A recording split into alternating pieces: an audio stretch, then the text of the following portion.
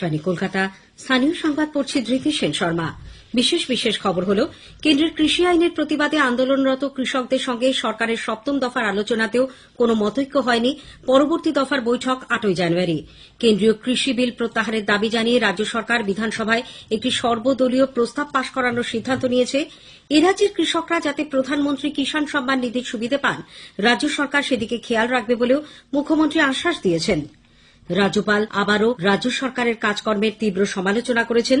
আগামী বিধানসভা নির্বাচনে বিজেপিকে হারানোই সিপিআইএম এর একমাত্র উদ্দেশ্য বলে দলের রাজ্য কমিটির বৈঠকে জানানো হয়েছে। এদিকে বিজেপির মিছিলে ঢিলছোড়াকে কেন্দ্র করে খিদিরপুরে আজ ব্যাপক উত্তেজনা ছড়ায়। রাজ্য সরকার 23শে জানুয়ারি দেশনায়ক দিবস হিসেবে পালনের সিদ্ধান্ত নিয়েছে। রাজ্যে করোনা সংক্রমণ থেকে আরোগ্যের হার বেড়ে হয়েছে 96.49%। দেশে এই হার 96.19%। বিসিসিআই সভাপতি সৌরভ গাঙ্গুলির শারীরিক অবস্থার অনেকটাই উন্নতি। 2-1 দিনের মধ্যে তাকে ছেড়ে দেওয়া হতে পারে। করোনা সংক্রমণ এড়াতে মাস্ক পরুন, সঠিকভাবে পরুন, 2 গজ দূরে থাকুন, নিরাপদ দূরত্ব বজায় রাখুন, হাত ও মুখ পরিষ্কার পরিচ্ছন্ন রাখুন। আসছি বিস্তারিত খবরে। কেন্দ্রীয় সরকার এবং 3টি কৃষি আইনের বিরুদ্ধে আন্দোলনরত কৃষকদের মধ্যে নতুন দিল্লিতে সপ্তম দফার আলোচনাতেও কোনো সমাধান সূত্র মেলেনি। বৈঠকের পর কেন্দ্রীয় কৃষিমন্ত্রী নরেন্দ্র সিং তোমর সাংবাদিকদের বলেন, কৃষক সংগঠনগুলির সঙ্গে সরকার 3টি কৃষি আইনের বিভিন্ন ধারা অনুযায়ী আলোচনা চালাতে চাইলেও কৃষক প্রতিনিধিরা ওই 3টি আইন প্রত্যাহারের দাবিতে অনড় থাকায় সমাধান সূত্রে পৌঁছানো যায়নি। শ্রী তোমর বলেন, আরও আলোচনার মাধ্যমে সমাধান সূত্র খুঁজে বের করার লক্ষ্যে 8ই জানুয়ারি দুপক্ষ আবার বৈঠকে বসবে বলে সিদ্ধান্ত হয়েছে। এদিকে কেন্দ্রীয় কৃষি বিল প্রত্যাহারের দাবি জানিয়ে রাজ্য সরকার বিধানসভায় একটি সর্বদলীয় প্রস্তাব পাশ করানোর সিদ্ধান্ত নিয়েছে। মুখ্যমন্ত্রী মমতা ব্যানার্জি আজ নবান্নে সাংবাদিকদের বলেন, কেন্দ্রের ওপর চাপ বাড়িয়ে কৃষক স্বার্থবিরোধী এই বিল প্রত্যাহার করাতে খুব শীঘ্রই বিধানসভায় স্বল্পকালীন অধিবেশন ডাকা হবে। এই প্রস্তাবে আলোচনায় অংশ নেওয়ার জন্য তিনি সব পরিষদীয় দলের নেতাদের কাছে আর্জি জানান। এ রাজ্যের কৃষকরা যাতে প্রধানমন্ত্রী কিষাণ সম্মান নিধির সুবিধে পায়, রাজ্য সরকার সেদিকে খেয়াল রাখবে বলেও মুখ্যমন্ত্রী আশ্বাস দিয়েছেন। তিনি আজ নবান্নে সাংবাদিকদের বলেন, আমি কৃষকদের সাথে পলিটিক্স করতে চাই না। আমি তো চাই ইমিডিয়েট 3টে কৃষক বিল, অ্যান্টি ফার্মার্স বিল উইথড্র হোক এবং আমরা বিধানসভায় 1-2 দিনের জন্য হলেও সেশন করব। এই অ্যান্টি ফার্মার্স বিলটা উইথড্র করার জন্য একটা রেজুলেশন নিয়ে আসবো এবং আমি চেষ্টা করব যেটা সবাই মিলে যাতে আমরা পাশ করতে পারি। অবশ্যই বিজেপি করবে না, বাট অন্যান্যরা করবে আশা করি। তিনি আরো বলেন, কেন্দ্র তাদের পোর্টালে নথিভুক্ত এরাজ্যের কৃষকদের নাম ও যাবতীয় তথ্য দিলে রাজ্য সরকার তা পরীক্ষা করে পাঠাবে। তাঁর সরকার কৃষকের স্বার্থের কথা মাথায় রেখে এই ব্যাপারে সিদ্ধান্ত নেবে। কৃষকদের সম্পর্কে তথ্য হাতে আসলেই সবকিছু পরীক্ষা নিরীক্ষা করে দ্রুত তা কেন্দ্রের কাছে পাঠিয়ে দেওয়া হবে বলেও মুখ্যমন্ত্রী জানিয়েছেন। এই প্রকল্পের সুবিধে পেতে রাজ্যের 21,79,000 কৃষক সরাসরি কেন্দ্রীয় পোর্টালে নাম নথিভুক্ত করলেও রাজ্যের ছাড়পত্র না মেলায় তারা প্রকল্পের সুবিধে থেকে বঞ্চিত হচ্ছেন বলে কেন্দ্রীয় কৃষিমন্ত্রী নরেন্দ্র সিং তোমর সম্প্রতি অভিযোগ করেন। তার প্রেক্ষিতে কৃষকদের যাবতীয় তথ্য রাজ্যের পোর্টালে দ্রুত পাঠানোর জন্য মুখ্যমন্ত্রী কেন্দ্রীয় কৃষিমন্ত্রীকে পাল্টা চিঠি দিয়েছেন। বিজেপি এ রাজ্যে কিষাণ সুরক্ষা কর্মসূচির ডাক দিয়েছে। দলের কেন্দ্রীয় সম্পাদক তথা পশ্চিমবঙ্গের সহকারী পর্যবেক্ষক অরবিন্দ মেনন কাটোয়ায় দলীয় কর্মসূচিতে অংশ নেওয়ার পর এ খবর জানান। তিনি বলেন, রাজ্যের 40টি জায়গায় সভা করে গ্রামের প্রতিটি বাড়ি থেকে 1 মুঠো করে শস্য সংগ্রহ করবেন সংগঠনের কর্মীরা। এছাড়াও রাজ্যের 78,600 বুথে ঘরে ঘরে ও ঝুপড়িতে এই কর্মসূচির উপকারিতার কথা বোঝানো হবে। কেন্দ্রের নতুন 3টি কৃষি আইন বাতিল করা এবং সংশোধিত বিদ্যুৎ বিল প্রত্যাহারের দাবিতে সিপিআইএম এর পক্ষ থেকে আজ কেন্দ্রীয় অর্থ প্রতিমন্ত্রী অনুরাগ ঠাকুরকে কালো পতাকা দেখিয়ে বিক্ষোভ প্রদর্শন করা হয়। বিধানসভার বাম পরিষদীয় দলনেতা সুজন চক্রবর্তী জানিয়েছেন, কেন্দ্রীয় প্রতিমন্ত্রী আজ যখন কলকাতায় জিএসটি ভবনে ঢুকতে যান, তখনই দলীয় কর্মী সমর্থকেরা তার গাড়ি ঘিরে কালো পতাকা দেখান এবং গো ব্যাক বলে স্লোগান দিতে থাকেন। সেই সময় বিক্ষোভকারীদের সরিয়ে দিতে পুলিশের অতি সক্রিয়তা লক্ষ্য করা যায় বলেও সুজন বাবুর অভিযোগ। কৃষি আইন প্রত্যাহার করতে হবে। আর্থিক ক্ষেত্রে অনাসৃষ্টি হচ্ছে ভারতবর্ষে। জিএসটি করে বাংলার বা ভারতবর্ষে 12টা বাজানো হয়েছে। এই প্রত্যেকটি ক্ষেত্রে প্রতিবাদ করে কালো পতাকা দেখিয়েছে আমাদের ছেলেরা। পুলিশ ওভার অ্যাক্টিভ, এসব ক্ষেত্রে পুলিশ ওভার অ্যাক্টিভ। কালো পতাকা দেখিয়ে প্রতিবাদ করা হয়েছে যে দিল্লির কৃষি আইন এটাকে প্রত্যাহার করতে হবে, নচেত যেখানেই মন্ত্রী যাবেন এ ধরনের বিক্ষোভ হবে। এদিকে কেন্দ্রীয় মন্ত্রীদের পশ্চিমবঙ্গে আসার ক্ষেত্রে কোনো বিধিনিষেধ নেই। তারা দেশের সর্বত্রই যেতে পারেন বলে কেন্দ্রীয় অর্থ কর্পোরেট বিষয়ক প্রতিমন্ত্রী অনুরাগ সিং ঠাকুর মন্তব্য করেছেন। তিনি আজ সৌরভ গাঙ্গুলিকে দেখতে কলকাতায় আসেন। দমদম বিমানবন্দরে নামার পর বহিরাগত প্রসঙ্গে সাংবাদিকদের প্রশ্নের উত্তরে শ্রী ঠাকুর বলেন, কেন্দ্রীয় মন্ত্রীরা প্রয়োজনে দেশের যেকোনো জায়গায় যেতে পারেন। রাজ্যে আগামী বিধানসভা নির্বাচনে বিজেপিকে হারানোই সিপিআইএম এর একমাত্র উদ্দেশ্য। তবে ওই দলকে হারাতে হলে ক্ষমতাসীন তৃণমূল কংগ্রেসকেও পরাস্ত করা প্রয়োজন বলে দলের সাধারণ সম্পাদক সীতারাম ইয়েচুরি অভিমত প্রকাশ করেছেন। নির্বাচনী প্রস্তুতি এবং জোটের অগ্রগতি নিয়ে সিপিআইএম এর দুদিনের রাজ্য কমিটির বৈঠকের শেষে তিনি আজ সাংবাদিকদের মুখোমুখি হন।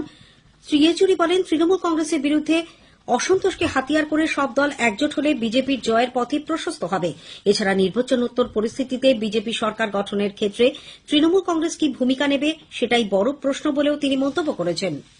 বিজেপির মিছিলে ঢিলছোড়াকে কেন্দ্র করে কলকাতার খিদিরপুর এলাকায় আজ উত্তেজনা ছড়ায়। পূর্ব নির্ধারিত কর্মসূচি অনুযায়ী বিজেপি আলিপুর থেকে দলের সদর কার্যালয় পর্যন্ত মিছিল করে। খিদিরপুরে তৃণমূল কংগ্রেসের একটি মঞ্চ তৈরি করে সেখান থেকে মিছিলের উদ্দেশ্যে ঢিল এবং কৈলাস বিজয়বর্গীয় ও মুকুল রায়ের গাড়ি লক্ষ্য করে জুতো ছোড়া হয় বলে দলের তরফে অভিযোগ। পুলিশের হস্তক্ষেপে অবশ্য কোনো সংঘর্ষ হয়নি। দলের সর্বভারতীয় সহসভাপতি মুকুল রায়, জাতীয় সাধারণ সম্পাদক কৈলাস বিজয়বর্গীয়, সাংসদ অর্জুন সিং প্রমুখ মিছিলে নেতৃত্ব দেন। শোভন চট্টোপাধ্যায় ও বৈশাখী বন্দ্যোপাধ্যায়কে নিয়ে আলিপুর থেকে বিশাল রোড শো করার কর্মসূচি থাকলেও তারা অবশ্য মিছিলে অংশ নেননি। মিছিলে পুলিশ অনুমতি না দিলেও পরে মৌখিক অনুমতি মেলায় মিছিল শুরু হয় বলে দলীয় সূত্রে জানা গেছে। অন্যদিকে শোভন চট্টোপাধ্যায় ও বৈশাখী বন্দ্যোপাধ্যায়কে আমন্ত্রণ জানানো সত্ত্বেও তারা কেন মিছিলে অংশ নেননি সে বিষয়ে কিছু জানা নেই বলে দলীয় সূত্রে উল্লেখ করা হয়েছে। পূর্ব মেদিনীপুরের বাজকুল কলেজে পতাকা লাগানোকে কেন্দ্র করে অখিল ভারতীয় বিদ্যার্থী পরিষদ ও তৃণমূল কংগ্রেস ছাত্র পরিষদ সমর্থকদের মধ্যে সংঘর্ষে আজ এলাকার অনেকক্ষেত্রে চেহারা নেয়। কলেজের সামনে রাখা মোটর সাইকেলে অগ্নিসংযোগ করা হয় বলে অভিযোগ। টিএমসিপির দাবি এবিভিপি সেখানে বোমাবাজি করে। এই ঘটনায় বেশ কয়েকজন এবিভিপি সমর্থক আহত হয়েছেন বলে বিজেপির পাল্টা দাবি। পরিস্থিতি সামাল দিতে এলাকায় কমব্যাট ফোর্স মোতায়েন করা হয়। পুলিশ এই ঘটনায় এবিভিপির 3 ছাত্র ও বিজেপির এক নেতাকে গ্রেপ্তার করেছে। রাজ্যপাল জগদীপ ধনখড় একাধিক বিষয়ে আবারও রাজ্য সরকারের কাজকর্মের তীব্র সমালোচনা করেছেন। এ রাজ্যে সরকারি কর্মীরা রাজনীতির দ্বারা প্রভাবিত হচ্ছেন এবং তাদের সহযোগিতায় সিন্ডিকেটের সমান্তরাল সরকার চলছে বলে তিনি অভিমত ব্যক্ত করেন। বর্ধমান সার্কিট হাউসের সাংবাদিক সম্মেলনে রাজ্য সরকারের সমালোচনা করে রাজ্যপাল কয়লা, পাথর, বালি ব্যবসায় মাফিয়া রাজ চলছে বলে অভিযোগ করেন। এখানে আইন ব্যবস্থার রাজনীতিকরণ হচ্ছে বলেও তার আরও দাবি। ओपन सीक्रेट है, सिंडिकेट्स है, किस तरीके से कानूनी व्यवस्था का राजनीतिकरण हो गया है, किस तरीके से सरकारी कर्मचारी सरकारी खजाने से पैसा लेने वाला व्यक्ति राजनीतिक कार्य करता है। लगातार मैंने आगाह किया है, a government servant, a public servant can not be political worker, a public servant can not do political work. স্থানীয় সংবাদ শুনছেন আকাশবাণী কলকাতা কেন্দ্র থেকে। রাজ্য সরকার 23শে জানুয়ারি দেশনায়ক দিবস হিসেবে পালনের সিদ্ধান্ত নিয়েছে। নেতাজি সুভাষচন্দ্র বসুর 125তম জন্মজয়ন্তী উদযাপন নিয়ে মুখ্যমন্ত্রী মমতা ব্যানার্জি আজ নবান্ন থেকে রাজ্য সরকার গঠিত এই সংক্রান্ত কমিটির সঙ্গে এক ভার্চুয়াল বৈঠক করেন। পরে কেন্দ্রের ওপর চাপ বাড়িয়ে তিনি আরও একবার 23শে জানুয়ারি জাতীয় ছুটি ঘোষণারও দাবি জানান। সুভাষচন্দ্র বসুকে সম্মান জানাতে স্কুল, কলেজ, বিশ্ববিদ্যালয়ের ছাত্রছাত্রীদের নিয়ে এনসিসির পাশাপাশি বাহিনী তৈরি করা হবে বলেও তিনি জানান। বৈঠকে রাজারহাটে নেতাজির নামে একটি আজাদ হিন্দ বাহিনী মনুমেন্ট তৈরির তিনি প্রস্তাব দিয়েছেন। রাজ্য সরকার চোখের যাবতীয় চিকিৎসা বিনামূল্যে সাধারণ মানুষের কাছে পৌঁছে দিতে চোখের আলো নামে একটি প্রকল্পের সূচনা করেছেন। মুখ্যমন্ত্রী আজ নবান্ন থেকে ভার্চুয়াল পদ্ধতিতে এই প্রকল্পের সূচনা করেন। প্রথম পর্যায়ে আগামীকাল থেকে রাজ্যের 1200টি গ্রাম পঞ্চায়েত এবং 120টি প্রাথমিক স্বাস্থ্য কেন্দ্রে এই প্রকল্প চালু হবে। রাজ্যে গত 24 ঘণ্টায় নতুন করে 597 জন করোনা সংক্রমিত হওয়ায় এ পর্যন্ত মোট 5,55,572 জন এই রোগে সংক্রমিত হলেন। এর মধ্যে সুস্থ হয়ে উঠেছেন 5,36,084 জন। জাতীয় হারকে ছাপিয়ে আরোগ্যের হার পৌঁছেছে 96.49%। এই একদিনে সংক্রমণে মৃত্যু হয়েছে 25 জনের। এদিকে দেশে কোভিড-19 থেকে আরোগ্যের হার 96.19% পৌঁছেছে। চিকিৎসাধীন রোগীর সংখ্যা 2,43,953। 24 ঘণ্টায় মারা গেছেন 214 জন। বিসিসিআই সভাপতি প্রাক্তন ভারতীয় ক্রিকেট অধিনায়ক সৌরভ গাঙ্গুলির শারীরিক অবস্থার অনেকটাই উন্নতি হয়েছে। তার পরিস্থিতি পর্যালোচনা করে দেখে উডল্যান্ডস হাসপাতালের 9 সদস্যের এক মেডিকেল বোর্ড আজ বৈঠকে বসে। পরে তারা সৌরভের পরিবারের সদস্যদের সঙ্গেও আলোচনা করেন। মেডিকেল বোর্ড জানিয়েছেন সৌরভের বাকি দুটি ধমনীতে এক্ষুনি অ্যাঞ্জিওপ্লাস্টি করা হচ্ছে না। পরে এ ব্যাপারে সিদ্ধান্ত নেওয়া হবে। ডক্টর দেবী শেঠি আগামীকাল সৌরভকে দেখতে আসতে পারেন, তারপরে তাকে ছেড়ে দেওয়া হতে পারে বলেও হাসপাতাল সূত্রে জানা গেছে। কেন্দ্রীয় অর্থ প্রতিমন্ত্রী অনুরাগ ঠাকুর এবং বিসিসিআই সচিব জয় শাহ আজ সৌরভ গাঙ্গুলিকে দেখতে হাসপাতালে যান। কলকাতা গার্ডেন রিচ এলাকা থেকে পুলিশ 90 রাউন্ড তাজা কার্তুজ সহ এক ব্যক্তিকে গ্রেপ্তার করেছে। তাকে আজ আদালতে তোলা হলে 15 তারিখ পর্যন্ত পুলিশ হেফাজতে পাঠানো হয়। স্থানীয় সংবাদ শেষ হল। পরের খবর রাত 10টায়।